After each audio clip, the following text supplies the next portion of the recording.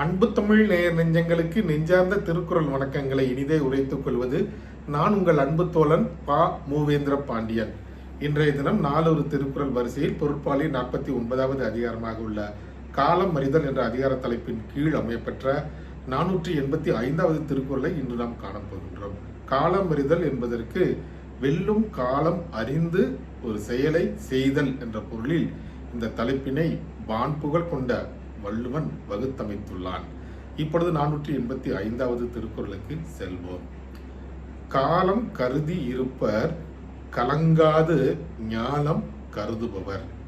காலம் கருதி இருப்பர் கலங்காது ஞாலம் கருதுபவர். இத்திருக்குறளுக்கான பொருள் என்னவென்பதை இப்போது நாம் காண்போம். இந்த உலகையே முழுவதுமாக வெல்ல நினைப்பவர்கள் அதற்குரிய காலத்தினை எதிர்பார்த்து காத்திருப்பார்கள் என்பது இத்திருக்குறளுக்கான பொருளாகும்.